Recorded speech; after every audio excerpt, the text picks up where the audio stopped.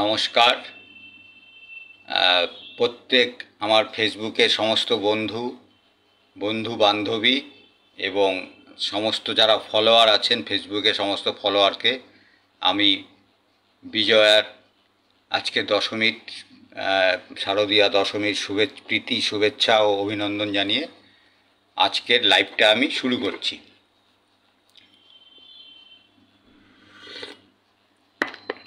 বন্ধুরা, মূলত আমি আজকে লাইভটা করছি আমার ইঞ্জিনিয়ার ভাইদের জন্য। আমি ইঞ্জিনিয়ার ভাইদের বলছি, জুনিয়র ইঞ্জিনিয়ার ভাইদের বলছি, নিজেদের লড়াই কিন্তু নিজেদেরকেই লড়ে নিতে হবে। কেউ কিন্তু আপনার লড়াইটা কেউ লড়ে দেবে না। আপনি যখন পিএসসি দিয়ে চাকরি পেয়েছেন, সুতরাং আপনার যোগ্যতা কারোর থেকে কম নেই। আপনি পিএসসি দিয়ে চাকরি পেয়েছেন, আপনি প্রফেশনাল পরীক্ষায় উত্তীর্ণ হয়েছেন, সুতরাং যে লোকটা পিএসসি দিয়ে চাকরি পায়নি অথবা প্রফেশনাল পরীক্ষায় উত্তীর্ণ হয়নি, সে আপনার হয়ে লড়ে দেবে, সেটা ভাবার কোনো জায়গা নেই। তার থেকে আপনার যোগ্যতা কোনো অংশে কম নেই, অনেক তার থেকে বেশিই আছে। নিজেদের লড়াই নিজেদেরকে লড়ে নিতে হবে।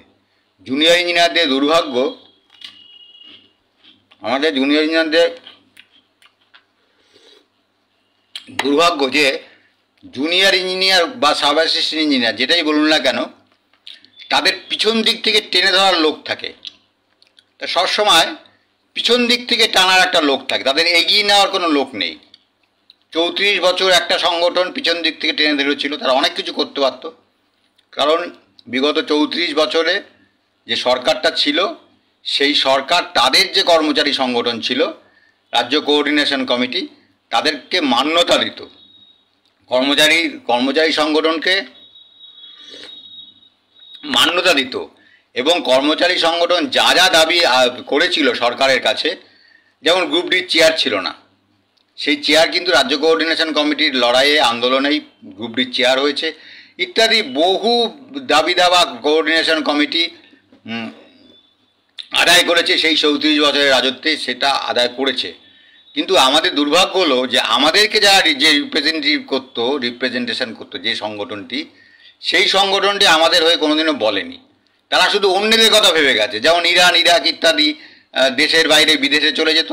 সিমিলারলি এই সংগঠনের মধ্যেও তারা অন্য ক্যাডারদের কথা বেশি ভেবেছে, নিজেদের কথা ভাবেনি। কিন্তু নিজেদের কথা ভাবেনি বলে তারা যে খুব সম্মানিত হতো তা কিন্তু নয়। কোঅর্ডিনেশন কমিটির অন্যান্য যারা আছেন, মানে অন্যান্য যারা আদার্স যে সংগঠনগুলো আছেন, তারা তো আমাদের সংগঠনকে সম্পর্কে খুব বাজে ধারণা। একজন ওয়ার্ক অ্যাসিস্ট্যান্ট, আমি নাম বলছি না, আমার ওয়ার্ক অ্যাসিস্ট্যান্ট ছিলেন, তিনি বলছেন যে এই যাত্রাকে আমি ঘৃণা করি, যাত্রাকে আমি ঘৃণা করি। আমি নাম জানি, আমার ওয়ার্ক অ্যাসিস্ট্যান্ট ছিলেন, সর্বাশিসেরও ওয়ার্ক অ্যাসিস্ট্যান্ট ছিল। সর্বাশিসের কাছে বলছে আমাদেরই একজন জুনিয়র, মানে এতটাই মানে এগুলো অভদ্রতা যে আপনি ঘৃণা করতেই পারেন, কিন্তু আপনি একজন জুনিয়র ইঞ্জিনিয়ারকে বলছেন সে কথাটা, যে আপনাদের জুনিয়র ইঞ্জিনিয়ার বা সাব অ্যাসিস্ট্যান্ট ইঞ্জিনিয়ার সর্বাশিস মাঝির কাছে বলেছে যে এই ক্যাডারটাকে আমি ঘেন্না করি। কি অপরাধ করেছি আমরা? আপনারা ঘেন্না করেন, আমরা লিখি, আপনারা পান। তো 34 বছর ধরে কিচ্ছু করেনি এই ক্যাডারের উন্নতির জন্য, কিচ্ছু করেনি। যদি চাইতো তাহলে পেতো। যখন ছিল 2007 সালে যখন 12 নম্বর স্কেলের জন্য দাবি করলো, 12 নম্বর না 13 নম্বর স্কেলে দাবি করেছিল, 12 নম্বরটা তো পাওয়া গেছে। তার 1 বছর পরে কিন্তু আমরা 12 নম্বর পেয়েছি। তাহলে 12টা বছর অপেক্ষা করলি কেন? 96 সালের পে কমিশন যখন আমরা 2008 সাল থেকে ইমপ্লিমেন্ট হলো, আমার তো 12টা বছর নষ্ট হয়ে গেল। 12টা বছরের টাকা পয়সা পেলাম না। টাকা পয়সা যদি পেতাম, সম্মানটা কি পেতাম? একটা গ্রুপের সম্মান আর গ্রুপ বি সম্মান কি এক? তখনও তারা মাথার উপরে ওই গ্রুপ সি, গ্রুপ ডি এই সমস্ত নেতাদের বসিয়ে রেখেছিল। এখনও একই জিনিস। এখন একটা গেছে, একটা সংগঠনের দাদাগিরি, একটা সংগঠনের দালালি, সেটা গেছে, আরেকটা সংগঠন এসছে এবং এরা আরও খারাপ। এদের একমাত্র অস্ত্র হচ্ছে ভয় দেখানো, যে তোমাকে আমার মেম্বার হও, নাহলে আমি তোমায় ট্রান্সফার করে দেবো। আরে আমার মেম্বার হও, আমি ট্রান্সফার করে দেবো না। আমার মেম্বার হও, তাহলে আমি তোমার 15 নম্বর স্কেল সুভাষচন্দ্র বোস কি বলেছিল? আমার তোমরা আমাকে রক্ত দাও, আমি তোমাদের স্বাধীনতা দেব। এটা কি বলেছিল যে তোমরা আমাকে রক্ত দাও, নাহলে তোমার পেটে আমি ছুরি মারবো? বিনিময়ে কি বলেছিল তুমি আমাকে রক্ত যদি না দাও তাহলে তোমার পেটে আমি ছুরি মারবো? সেটা তো বলেনি। বলেছিল তোমরা আমাকে রক্ত দাও, আমি তোমার বদলে স্বাধীনতা দেব।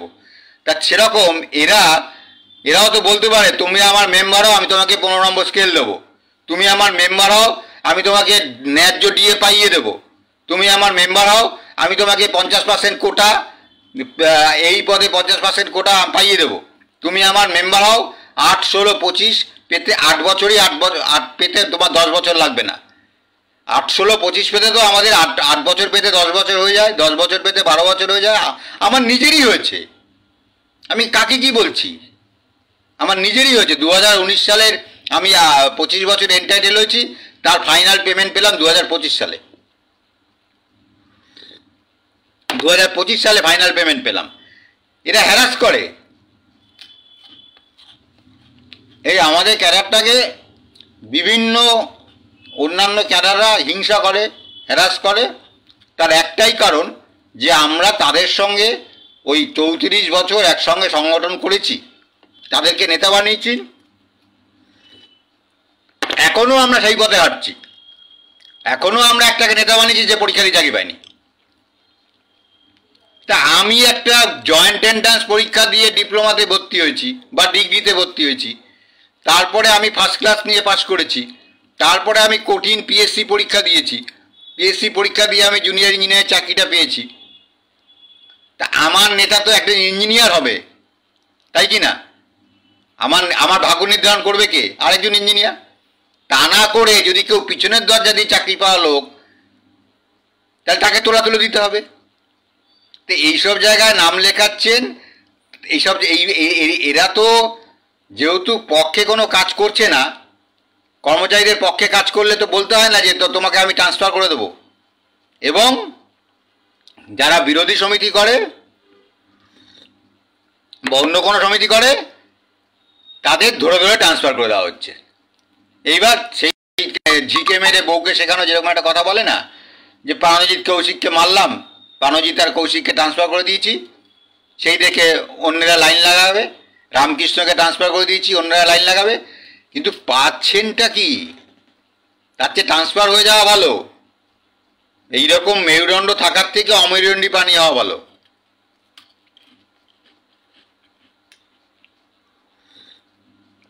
নিজেদের লড়াই নিজেদের লড়ে নিতে হবে। আজকে খুব খুশি আর বলুন তো, পিডব্লিউডি ইলেকট্রিক্যাল 2023 সালে লাস্ট প্রমোশন হয়েছিল, তারপরে 2025 সালে হয়েছে, 24 সালে হয়নি। কেন হয়নি? কেন হয়নি? একটা পোস্ট খালি হলে একটাই কেন পূরণ হবে না? 6 মাস আগের থেকে তো 6 মাসের ভ্যাকেন্সি রিপোর্ট পাঠাতে হয়, আগামী 6 মাসের ভ্যাকেন্সি রিপোর্ট পাঠাতে হয় পিএসসির কাছে। তাহলে আমরা তো জানি যে আগামী 6 মাস পর্যন্ত কে কটা পদে ভ্যাকেন্সি হচ্ছে, তাহলে আগের থেকে আমরা তৈরি হচ্ছে না কেন? যখনই ভ্যাকেন্ট হবে, একটা দিনের জন্য চেয়ারটা খালি থাকবে কেন? একটা দিনের জন্য চেয়ারটা খালি থাকবে কেন? আর জড়ো করে করে করে করে করে 2 বছর ধরে জড়ো করে করে করে তারপরে একসঙ্গে প্রমোশন দিচ্ছি, এতে তো উন্নয়নেরও ক্ষতি হচ্ছে। ওই পদগুলোতে লোক খালি। অ্যাসিস্ট্যান্ট ইঞ্জিনিয়ারের যে পোস্ট জুনিয়র ইঞ্জিনিয়াররা ফিল আপ করবে, সেটা তো ভ্যাকেন্সি থেকে যাবে, সেটা তো পিএসসি দিয়ে নতুন করে নিতে পারবে না। তাহলে অনেক দিক দিয়ে ক্ষতি। ওই অ্যাসিস্ট্যান্ট ইঞ্জিনিয়ার চেয়ারটা খালি, তাহলে সেখানে উন্নয়ন কাজ বাধা পাচ্ছে, অন্যকে ডুয়েল চার্জ করতে হবে। একজন জুনিয়র ইঞ্জিনিয়ার সিনিয়র হয়ে গেলে সেই পদটা খালি হয়, সে জায়গায় একটা বেকার ছেলে চাকরি পেতে পারে। তা সব দিক দিয়ে আমরা সর্বনাশ করছি।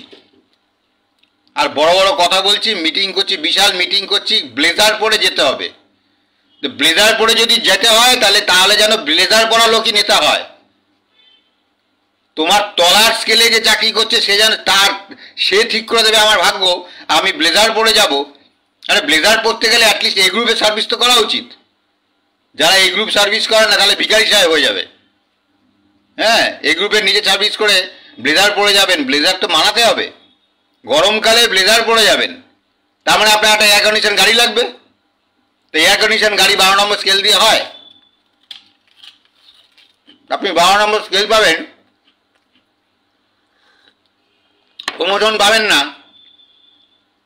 তো যাই হোক, এই কারণে আমরা নিজেদের লড়াই নিজেরা লড়ে নেব বলে পিডাব্লিউডির এই যে 23 সালের পরে 25 সালে ইলেকট্রিক্যালের প্রমোশন হয়েছে, সিভিলের প্রমোশনের এখনো হয়নি, 24-এ হয়নি, এখনো হচ্ছে না।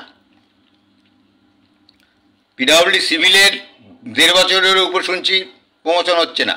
এই সিভিলটাকে নিয়ে আমরা ফার্স্ট লড়বো এবং অন্যান্য দাবিগুলো নিয়ে লড়বো।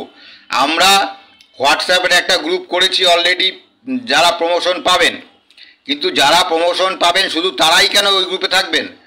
যারা এই মুহূর্তে প্রমোশন পাচ্ছেন না কিন্তু পরবর্তীকালে পাবেন, তারাও তো ওই গ্রুপে আসা দরকার।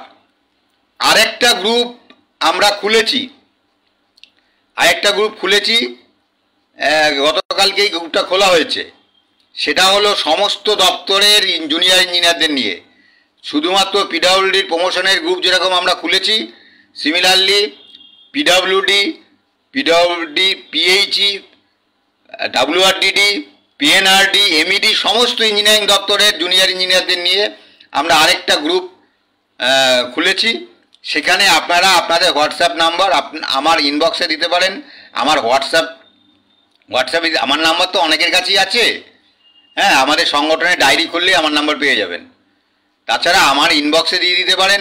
তাছাড়া অমিত আছে, তথাগত চ্যাটার্জি আছে, নন্দন মণ্ডল, পিডাব্লিউডি ইলেকট্রিক্যাল, নবান্নে পোস্টিং, ওদের কাছে দিয়ে দিলেও হবে। ওদের কাছে দিয়ে দিন। আমরা ওই হোয়াটসঅ্যাপ গ্রুপটা খুলে আমরা পুজোর পরেই কিন্তু আন্দোলনে ঝাঁপাচ্ছি। পুজোর পরেই আমরা দপ্তরে যাব। আপনারা দশমীর দিন ঠাকুর দেখছেন হয়তো, আমি কিন্তু আপনাদের কথা ভাবছি। আমার তো কয়েক মাস চাকরি আছে, আমার আর নতুন করে পাওয়ার কিছু নেই, কিন্তু আমি যেটা পাইনি সেটা আমি দিতে চাই। আমি সেটা আপনাদেরকে দিতে চাই। কেন হবে না? একদম জয়েন্ট সেক্রেটারির কাছে আমরা যাব। পুজোর পরেই অফিস খুললেই আমরা ফার্স্ট জয়েন্ট সেক্রেটারির কাছে যাব, নবান্নে আমরা হেডকোয়ার্টারের কাছে যাব, প্রিন্সিপাল সেক্রেটারির কাছে যাব, ইঞ্জিনিয়ারিং চিফের কাছে যাব। পরিষ্কার গিয়ে বলবো একটা পোস্ট খালি হলে একটা পোস্টই ফিল আপ করতে হবে। কেন ফেলে রাখা হচ্ছে 1.5 বছর 2 বছর ধরে? এমনিতেই আমাদের প্রমোশন ঠিকঠাক হয় না। এবং কিন্তু 50% যে কোটা, 50% কোটার ব্যাপারে ওদের কাছে গিয়ে কোনো লাভ নেই, কারণ ওরা ক্ষতি করবে। কারণ ওদের 50%, আমাদের 50% কোটা দিলে ওদের 10% কমে যাবে। তাহলে ওদের 10% কমে গেলে ওরা তো সেটা চাইবে না, ওরা আটকানোর চেষ্টা করবে। সেটার জন্য আমরা মন্ত্রীদের কাছে যাব,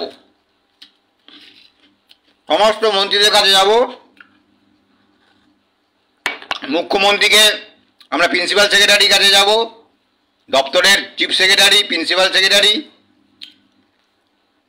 অর্থমন্ত্রীকে আমরা চিঠি দিয়ে জানাবো।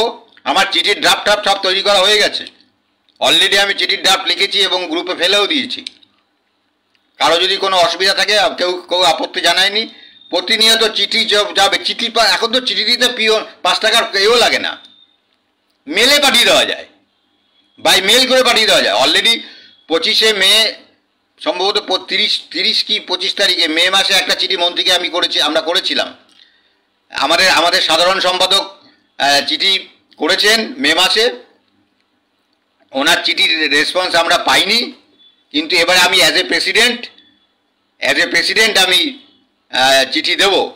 আমি পুজোর পরেই চিঠি দিয়ে দেব। এবং আপনারা কালকে জুম মিটিংয়ে ঢুকুন।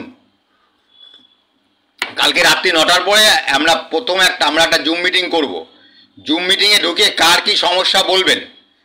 আমাদের একজন ইঞ্জিনিয়ার সুবোধ কর্মকার কোচবিহারে পড়ে আছে, বউয়ের ক্যান্সার, মাত্র 2 বছর চাকরি আছে, আর সেটা ফিরতে পারছে না। তাকে ফিরিয়ে আনতে হবে, তার জেলায় তাকে ফিরিয়ে আনতে হবে। এরকম কার কি সমস্যা আছে মিটিংয়ে এসে বলুন, যে কার কি সমস্যা আছে, কার কি আছে। সেটা আমরা যখন নবান্নে যাব বা জয়েন্ট সেক্রেটারির কাছে যাব, আমরা যেমন 50% কোটার দাবি করব, আমরা যখন প্রমোশনের দাবি করব, পাশাপাশি এইরকম সুবোধের মতন সুবোধের আর 2 বছর চাকরি আছে মাত্র, তার মিসেসের ক্যান্সার, এইরকম অ্যাকিউট কেসগুলোকে নিয়ে পার্সুয়েশন তো আমাদেরকেই করতে হবে। আমি নিজে কোনোদিন আমার নিজের ব্যাপারে সমিতিকে ব্যবহার করিনি। আমি চাকরি পাওয়ার আগেও আমার নিজের প্রয়োজন হচ্ছে আমি একা গেছি, চাকরি পাওয়ার পরেও আমি দু একজনকে সঙ্গে নিয়ে চলে গেছি, দু একজন বন্ধু ভাই, এটা অভিজ্ঞতা আমার আছে, এইসব অভিজ্ঞতা আমার আছে পুরানো, প্রচুর ডেপুটেশন দিয়েছি, কোনো অসুবিধা নেই। আর আর আর কয়েক মাস পর রিটায়ার করবো, 24/7 টাইম দিতে পারবো, যখন যেখানে বলবেন তখন সেখানে ছুটে যাব, যে সমিতি ডাকবেন তার সেই সমিতির কাছে। হ্যাঁ, আমার সঙ্গে মতের মিল হতে হবে। আমার সংগঠন তো এইসব ব্যাপারে এগোবেই, আমার সংগঠনের বাইরেও যারা আছেন এই জন্য একটা কমন প্ল্যাটফর্ম করেছি। আমার সংগঠনের পতাকা তলায় এসে হয়তো অসুবিধা হতে পারে, আপনাদের অনেকের বাধ্যবাধকতা থাকতে পারে, লালচক্ষু দেখতে পারেন, সেই কারণে একটা কমন প্ল্যাটফর্ম করেছি যেখানে সংগঠনের পতাকা থাকবে না, সংগঠনের পতাকা দিন আমরা সবাই মিলে যাব। আমার সংগঠনের মতন প্রোগ্রাম নেবে, তখন আমাকে ডাকলে আমি যাব, বা আমি সেই প্রোগ্রাম লিড করতে পারি অ্যাজ এ প্রেসিডেন্ট, সংগঠনের প্রেসিডেন্ট হিসেবে আমি সেই প্রোগ্রাম লিড করতে পারি, বা আমাদের জেনারেল সেক্রেটারি আছেন তিনি লিড করতে পারেন, তিনি আমাকে প্রয়োজন মনে করে ডাকলে আমি যাব, বা আমিও তাকে নিয়ে যেতে পারি।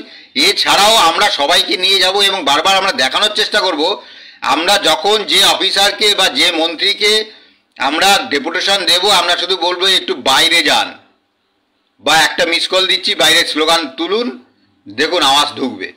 একটা মিস কল দিলে আপনারা স্লোগান তুলবেন, 2-4 লাইন স্লোগান তুল, বেশি দরকার নেই তোলার, নবান্নে টবান্নে স্লোগান অ্যালাউ করবে না। সুতরাং আমরা আসি,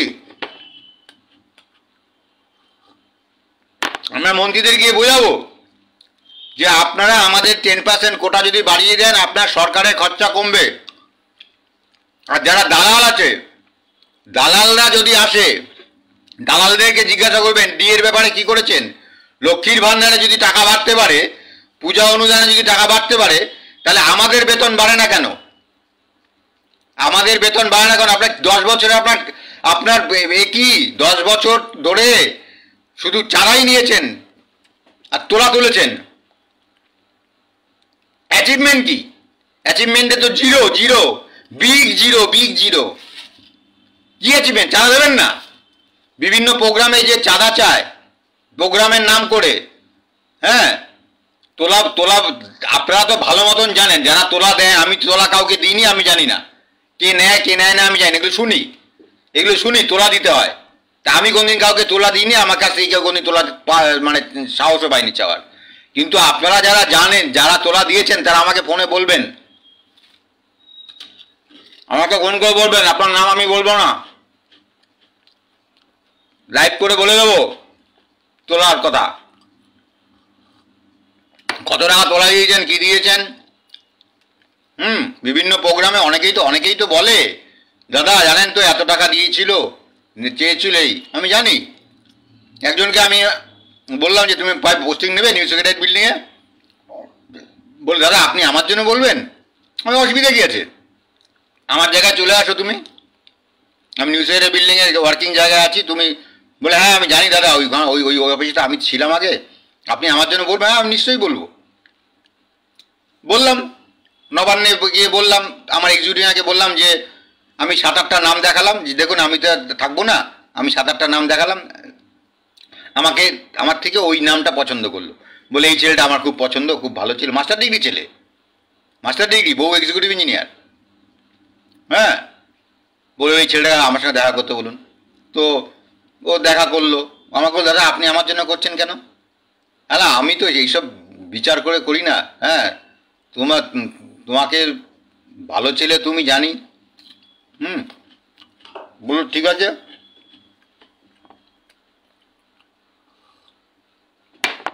পরবর্তীকালে আমাকে আবার সাহেব ডেকে বললেন যে ওর সঙ্গে কি কোনো সুপারিনটেন্ডিং ইঞ্জিনিয়ারের গন্ডগোল আছে, মানে সেটা ঠিক জানি না।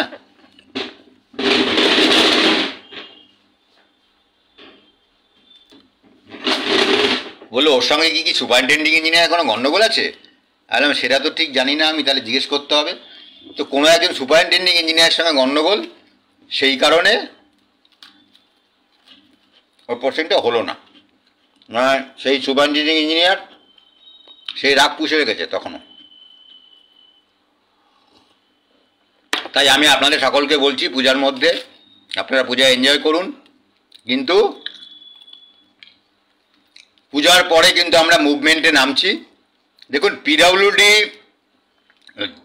পিডব্লিউডি দীর্ঘদিন ধরে প্রমোশন আটকে আছে কোনো কায়েমি স্বার্থে, কোনো দান্দাবাজি বদমাইশি স্বার্থে। সেটা আমরা জিজ্ঞেস করব কেন এত দেরি হচ্ছে, আমরা কৈফিয়ত চাইব, পরিষ্কার কৈফিয়ত চাইব কেন আটকাচ্ছে। দরকার বলে আরটিআই করে জিজ্ঞেস করবে, আরটিআই করে, আজকাল তো আটটাই আছে যে এত দেরি হচ্ছে কেন, এবং সেটা হবে।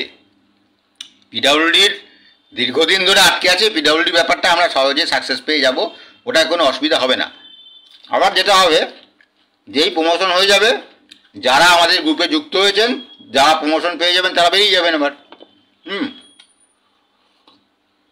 কিন্তু তার পরবর্তীকালে যারা প্রমোশন পাবেন, যারা এখন সবেমাত্র 8 বছর 10 বছর চাকরি করেছেন কি 5 বছর চাকরি করেছেন, তাদের ভবিষ্যৎ, বিরাট ভবিষ্যৎ পড়ে আছে। তারা আমাদের সঙ্গে এসে যুক্ত হন এবং 50% কোটা হলে আপনারা তাড়াতাড়ি প্রমোশনটা পাবেন। এবং সেক্ষেত্রে রিজার্ভ ক্যাটাগরি তো এক্সিকিউটিভ ইঞ্জিনিয়ার এখন এসিও হতে পারেন।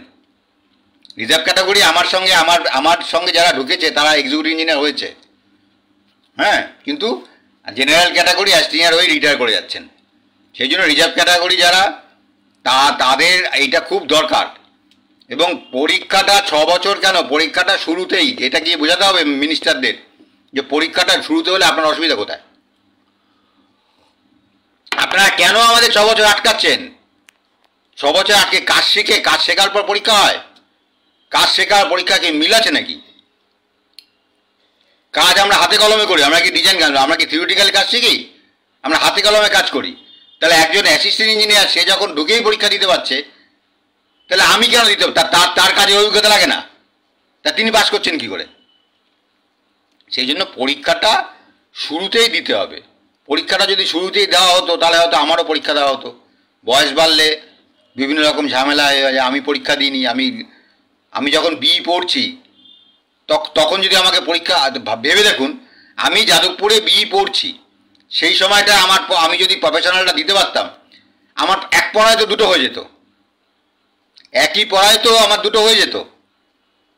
তাহলে আমি পাস করলাম, তারপরে আমার ভোলার সুযোগ পেলাম, বয়স ইচ্ছা করে না, বাচ্চা কাচ্চা হয়ে গেল, হ্যাঁ, তখন তো আর ইচ্ছা করে না, তখন বাচ্চা নিয়েই চিন্তা ভাবনা, সবাই তো আর স্টুডিয়াস হয় না। যাই হোক, আজকে আর বাড়াবো না। পূজার দিনে আপনারা এখন সবাই মণ্ডপে গিয়ে ধুনচি নাচ নাচবেন, আমিও যাব, হ্যাঁ, মণ্ডপে গিয়ে আমাদের পাড়ায় আমি সেগুলো লাইভে ছাড়বো। আমাদের পাড়ায় খুব ধুমধাম করে পূজা হয়, ভোগ খাওয়া হয়, হ্যাঁ, 2,500-3 হাজার লোক খায়। 1-1.5-2 কিলোমিটার, এমনকি 5-7 কিলোমিটার দূর থেকেও কাউকে এসে দেখেছি। আমাদের ওইরকম না যে চাঁদা দিচ্ছে সে খাবে, আমাদের পাড়া সেরকম না। আমাদের পাড়ায় কিন্তু মানে ওপেন টু অল, বিশাল লাইন পড়ে। আমি লাইনের একটা লাইভ দেখিয়েছি, এবং আজকেও কার কিছুক্ষণ পরে ওখানে আমাদের আরতি হবে, সে আরতি আমি লাইভ দেখাবো। যাই হোক, আজকে বেশিক্ষণ নিলাম না আপনাদের, সকলকে ধন্যবাদ জানিয়ে, নমস্কার জানিয়ে শেষ করছি।